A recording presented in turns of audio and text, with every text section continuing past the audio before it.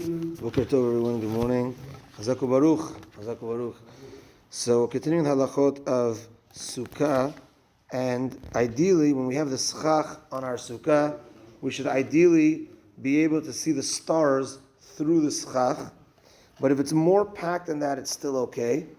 But if it's so packed that heavy rain can't get in, then it is not kosher. So it's gotta, when it rains, it's gotta get in a little bit. That's how you know that it's still okay. Now, if a person has schach on his sukkah, but there's a space of air. Now, there's always, we just said, you're supposed to look and see the stars a little bit through if you can. But if the space of air is 3 tfachim squared, which is, say, 30 centimeters squared, so you have this square of air in the middle of your sukkah, or at some point in your sukkah, that actually makes the entire sukkah pasul. That's one point. The second point, now, meaning the entire sukkah, I mean, let's say you have a 4-walled sukkah, and you have this air space on one side. Now, obviously, just fill it up with some schach. Let's say you don't, then that part is cut off, and you still have 3 walls. You still have sukkah until that point, basically. But if it's in your middle of your sukkah, then it's you would have to see if you still have 3 walls with schach on it, excluding that piece. But in general, it would make the entire sukkah pasul.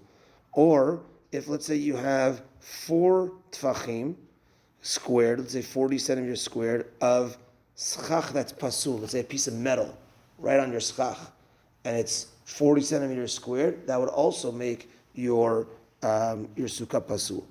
Meaning, if you have it less than that, it's pasul to sit under that, but it doesn't make it pasul. Now, we didn't talk about yet about the decorations, and you have decorations hanging, or you have lights hanging. That is part of it, but we'll talk about those things later.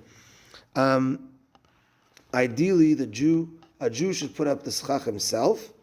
It's more ideal than a child, and it's more ideal than a goy.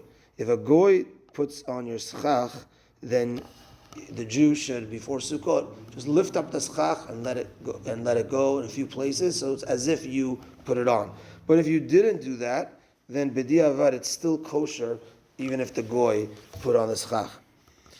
First, you have to put the walls up, then the schach. You might say, okay, that's obvious. But let's say you have 4 poles, and let's say you have a canvas sukkah. You say, okay, I'll just do the poles, I'll do the schach, then I'll do the walls. No, it's supposed to be the walls first, and then the schach. Lastly, don't take schach from a public area, or don't build your sukkah on public property unless you have permission from the city or whatever it is. But if you don't have permission, it's not allowed, and that could fall into the category of mitzvah hababa avera, mitzvah that came from a sin. You're not allowed to take from Toronto's trees and just take it yourself. You have to buy it. You have to legally acquire it in order to build your sukkah. We announced it on the chat. Unfortunately, a member of the shul, Mrs. Emma Jenna, passed away. Her funeral is today at 11:30 at Steele's Memorial. That's 11:30. Mrs. Emma Jenna, and she and the burial is going to be the Magen David section at Pardes Shalom. Mincha tonight at 5:50, and Be'ezrat Hashem Parashat Shiur tonight at 8:30. Have a good day, everyone.